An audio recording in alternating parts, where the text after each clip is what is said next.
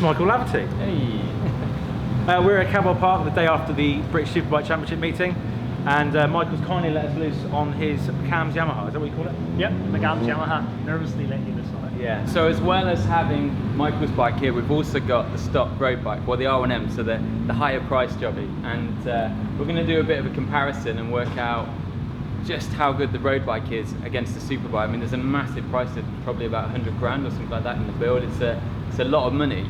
So it's just a case of what exactly are you getting for that money? How does the spec change? And how much talent you need to master a superbike as well, because I think that's where we're going to be lacking today. I think so, yeah.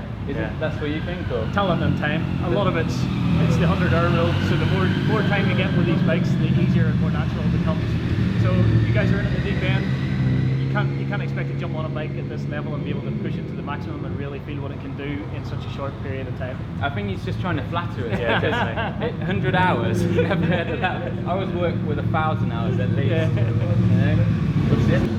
Hang on tight.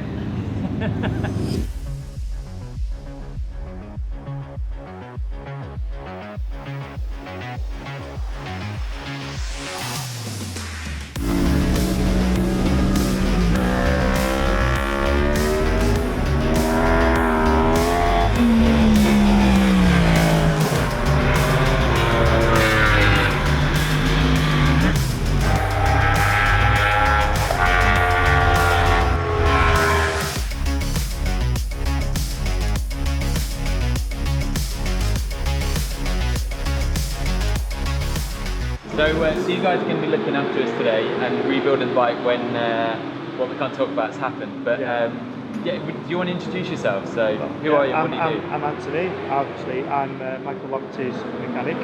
I work at the back at base as well, so I do the stripping down completely, rebuild it back up to come back to race circuit, and yeah, basically whatever our crew chief says, we do to the bike, and just keep on top of it.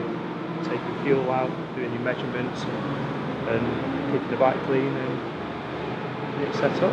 And Chris, what about you? I'm James Ellison's crew chief, so we look after the running of the garage our side, liaising with Millsy, our suspension guy, Tim, the electronics guy, the rider, the mechanics. Okay, so these guys have kindly stayed behind. It was British Superbikes yesterday at Cadwell Park, Which we won. Yeah, which they won. Yeah, Ellison crossed the line first. And they've kindly let us ride both Michael Laverty Superbike, which looks absolutely amazing, and Arthur City's British Super Sport bike as well.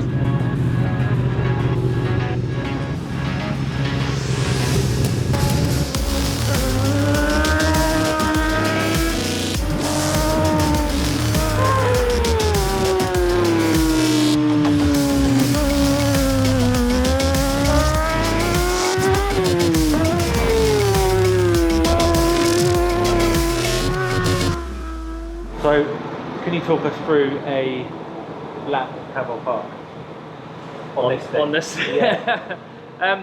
The gear pattern's pretty similar, so down the front straight up to 5th gear, back one into turn one. Yeah. And that's when you notice the heavy front feeling through Coppice's turn one, I think it's Yeah, called. yeah. So it ploughs a little bit. As you hit the bump, you'll be on the bump rubber or close to it, and it's hard to turn. So there you have to brake a little bit earlier and roll through. So again, you go slower to go faster. So don't hammer the brakes. You got to brake gentle and then roll through, and you'll be a lot faster. Set it into turn two, still 4th gear. Just watch for a little bit of harshness on the way into that right, and then drive up to the top of Charlie's. Back 1 gear to 3rd. Watch for the bump on the outside. The front kicks a little bit. The 3rd, 4th, 5th up the back hill, moves a little bit as the rear tyre sort of squashes the top of the hill. So back to 2nd for park, drift out to the outside, and then click 3rd gear, and then you can go into Chris curve without even touching the front brake. That's where you'll see the corner speed that this bike takes it really. That's where you can take an advantage. Like a BM or a Kawasaki in front, you nearly run into the back of them, so it really hooks through the mid part of those corners. If you've got clear track, you can really take advantage of that. Around that Chris curve, then you can engine so smooth, you can wind really hard there. Brake on the way into the gooseneck, release the brake before they change the tarmac because the front kicks on that a little bit. Back to second, then into Mansfield. Again, it's a little bit hard to stop there. You need to use a little bit of rear brake to pull it round there, but it's really good once you get it into the corner. It really hooks. Back to first gear into the little flip flop through there. First up to second into the bottom of the mountain, so second through there. It's quite stable through there. Up over the mountain, just driving it in second, a little bit of a jump. And then through Hall Bends, that's where it feels a little bit physical. This bike, as I say, feels really locked in. When you're in the middle of the fast corners, it's so solid, so stable, but that also means it's not so agile. So whenever you change direction, it takes quite a physical effort. So it's a bit hard to change direction from right to left in Hall Bends, but once you lock into the left, it's really solid. It's quite stable over the rise, and then back to first gear for the second last turn. Just be a bit careful of the downhill where the rear walks a little bit on entry. First up to second in the barn, and then the last corner the same again. It's quite normal, but the places where you make time are the rolling through the corners, the corner speed. But so the harder you try and ride it like a normal bike and brake late, it doesn't work. You got to really flow with it.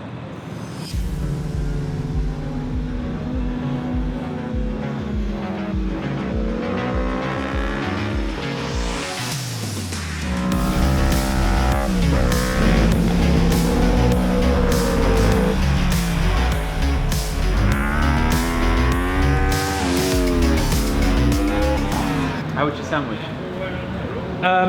It was alright, it was a cheese savoury. Oh. Yeah.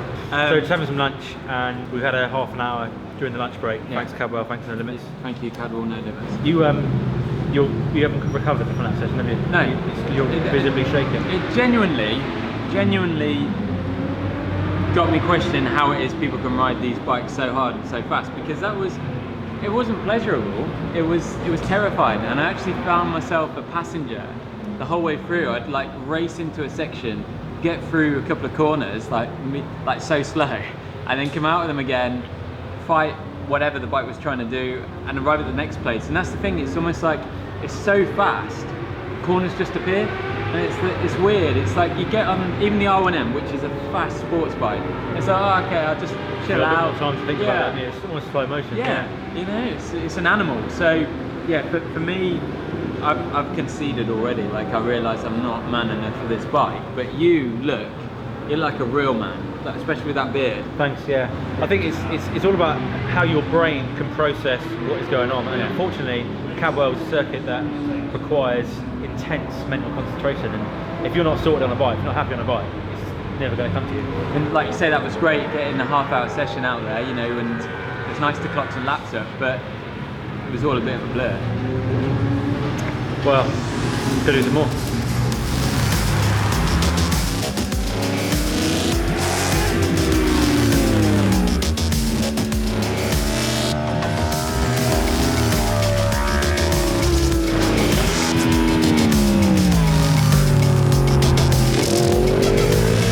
Got sweat on there, mate. How's that? Yeah. Should we go for a pint? Yeah. You know, nothing makes you feel quite as inadequate as back in the data back to back in the data of Michael Laverty and myself.